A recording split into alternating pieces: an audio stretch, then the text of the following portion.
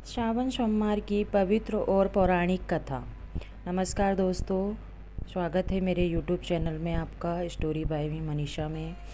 तो फ्रेंड्स, हम यहाँ पर श्रावण सोमवार की पवित्र और पौराणिक कथा को श्रवण करने वाले। श्रावण सोमवार की कथा के अनुसार अमरपुर नगर में एक धनी व्यापारी रहता था। दूर दूर तक उसका व्यापार फैला हुआ था। नगर में उस व्यापारी का सभी लोग मान सम्मान करते थे। इतना सब कुछ होने पर भी वह व्यापारी अंतर्मन से बहुत दुखी था, क्योंकि उस व्यापारी का कोई पुत्र नहीं था। दिन रात उसे एक ही चिंता सताती रहती थी, उसकी मृत्यु के बाद उसके इतने बड़े व्यापार और धन संपत्ति को कौन संभालेगा। पुत्र पाने की इच्छा से वह व्यापारी प्रति सोमवार भगवान शिव की व्रत पूजा किया करता था। सायंकाल को व्यापारी शिव मंदिर में जाकर भगवान शिव के सामने घी का दीपक जलाया करता था।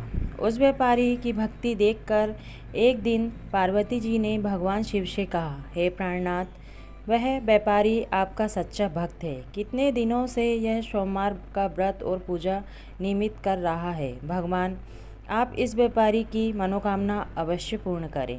भगवान शिव ने मुस्कुराते हुए कहा, हे पार्वती, इस संसार में सबको उसके कर्म के अनुसार फल की प्राप्ति होती है। प्राणी जैसा कर्म करते हैं उसे वैसा ही फल प्राप्त होता है। इसके बावजूद पार्वती जी नहीं मानी।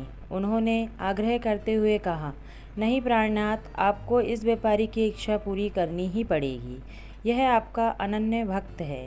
प्रति सोमवार आपका विधिवत व्रत रखता है और पूजा अर्चना के बाद आपको भोग लगाकर एक समय भोजन ग्रहण करता है। आपको इसे पुत्र प्राप्ति का वरदान देना ही होगा। पार्वती जी का इतना आग्रह देखकर भगवान शिव ने कहा, तुम्हारे आग्रह पर मैं इस व्यापारी को पुत्र प्राप्ति का वरदान देता हूँ, लेकिन इसका पुत्र 16 वर्ष से अधिक जीवित नहीं रहेगा। उसी रात भगवान शिव ने स्वप्न में व्यापारी को दर्शन देकर उसे पुत्र प्राप्ति का वरदान दिया और उसके पुत्र के 16 वर्ष तक जीवित रहने की बात भी बताई। भगवान के वरदान से व्यापारी को खुशी तो हुई, लेकिन पुत्र की अल्पायु की चिंता ने उसी खुशी को नष्ट कर दिया। व्यापारी पहले की तरह सोमवार का विधिवत व्रत करता रहा। कुछ महीने पश्चात उसके घर अति सुंदर पुत्र उत्पन्न हुआ। पुत्र जन्म से व्यापारी के घर में खुशियां भर गई। बहुत धूमधाम से पुत्र जन्म का समारोह मनाया गया। व्यापारी को पुत्र जन्म की अधिक खुशी नहीं हुई, क्योंकि उसे पुत्र की अल्पायु का रहस्य का पता था। यह रहस्य घर में किसी को नहीं मालूम था। विद्वान ब्राह्मणों ने उस पुत्र का नाम अमर रखा। जब अमर 12 वर्ष का हुआ तो शिक्षा के लिए उसे वाराणसी भेजने का निश्चय हुआ। व्यापारी ने अमर के मामा दीपचंद को बुलाया और कहा कि अमर को शिक्षा प्रदान प्राप्त करने के लिए वाराणसी छोड़ आओ। अमर अपने मामा के साथ शिक्षा प्राप्त करने के लिए चल दिया। रास्ते में जहाँ भी अमर और दीपचंद रात्रि विश्राम के लिए ठहरते, वहीं यज्ञ करते और ब्राह्मणों को भोजन कराते थे। लंबी यात्रा के बाद अमर और दीपचंद एक नगर में पहुँचे।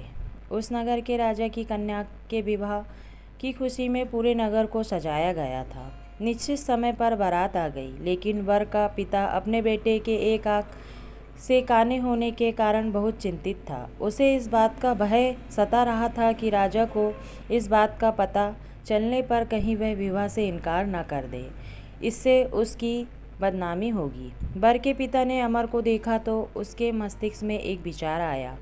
उसने सोचा, क्यों ना इस लड़के को दूल्हा बनाकर राजकुमारी से विवाह करा दूं। विवाह के बाद उसको धन देकर विदा कर दूंगा और राजकुमारी को अपने नगर में ले जाऊंगा। वर के पिता ने इसी संबंध में अमर और दीपचंद से बात की। दीपचंद ने धन मिलने के लालच में वर के पिता की बात स्वीकार कर ली। अमर को दूल्हे के वस्त्र पहनाकर राजकुमारी चंद्रिका से विवाह करा दिया गया। राजा ने बहुत सा धन देकर राजकुमारी को विदा किया।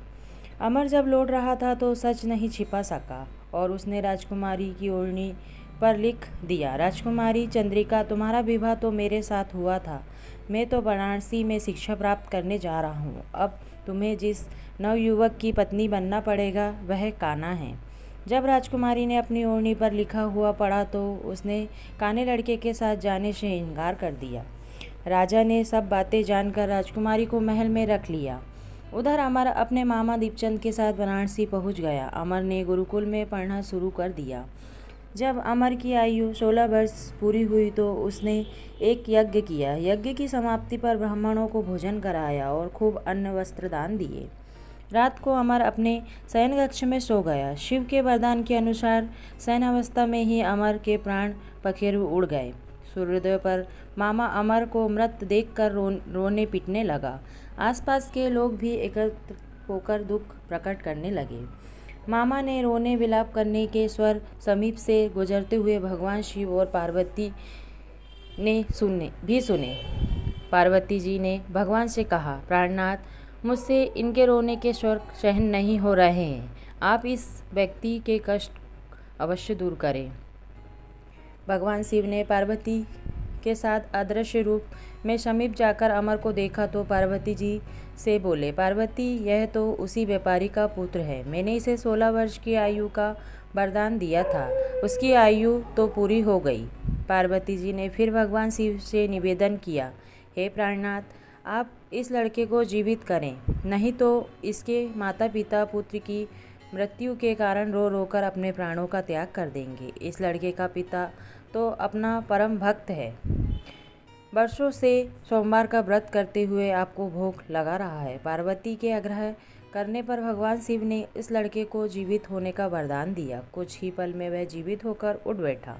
शिक्षा प्राप्त समाप्त करके अमर मामा के साथ अपने नगर की ओर चल दिया। दोनों चलते हुए उसी नगर में पहुँचे जहाँ अमर का विवाह हुआ था। उस नगर में भी अमर ने यज्ञ का आयोजन किया। समीप से गुजरते हुए नगर के राजा ने यज्ञ का आयोजन देखा। राजा ने अमर को तुरंत पहचान लिया। यज्ञ समाप्त होने पर राजा अमर और उसके मामा को महल में ले गया और कुछ दिन उन्हें महल में रखकर बहुत सा धन वस्त्र देकर राजकुमारी के साथ विदा किया। रास्ते में सुरक्षा के लिए राजा ने बहुत से सैनिकों को भी साथ भेजा। दीपचंद ने नगर में पहुंचते ही एक दूत को घर भेजकर अपने आगमन की सूचना भेजी। अपने बेटे अमर के जीवित वापस लौटने की सूचना से व्यापारी बहुत प्रसन्न हुआ। व्यापारी ने अपनी पत्नी के साथ स्वयं को एक कमरे में बंद रखा था। भूखे प्यासे रहकर व्यापारी और उसकी पत्नी बेटी की प्रतीक्षा कर रहे थे। उन्होंने प्रतिज्ञा कर रखी थी कि यदि उन्हें अपने बेटी की मृत्यु का समाचार मिला तो दोनों अपने प्राण त्याग देंगे। व्यापारी अपनी पत्नी और मित्रों के साथ नगर के द्वार पर पहुंचा। अपने बेटे का विवाह समाचार सुनकर पुत्रवधू राजकुमारी चंद्रिका को देखकर उसकी खुशी का ठिकाना न रहा। उसी रात भगवान शिव ने व्यापारी के स्वप्न में आकर कहा, हे श्रेष्ठी, मैंने तेरे सोमवार के व्रत करने और व्रत कथा सुनने से प्रसन्न होकर तेरे पुत्र को लंबी आयु प्रदान की है। व्यापारी बहुत प्रसन्न हुआ। सोमवार का व्रत करने से व्यापारी के घर में खुशियाँ लौट आई। शास्त्रों में लिखा है कि जो स्त्री पुरुष श्रावण के सोमवार का विधि व्रत करते हैं और व्रत कथा सुनते हैं, उनकी सभी इच्छाएं पूरी होती है। तो दोस्तों, ये श्रावण सोमवार की पौराणिक और प्राचीन कथा है। आपको कैसी लगी प्लीज़ लाइक एंड कमेंट्स करके ज़रूर बताइएगा और चैनल पर नए हो तो चैनल को ज़रूर से सब्सक्राइब कर दीजिएगा।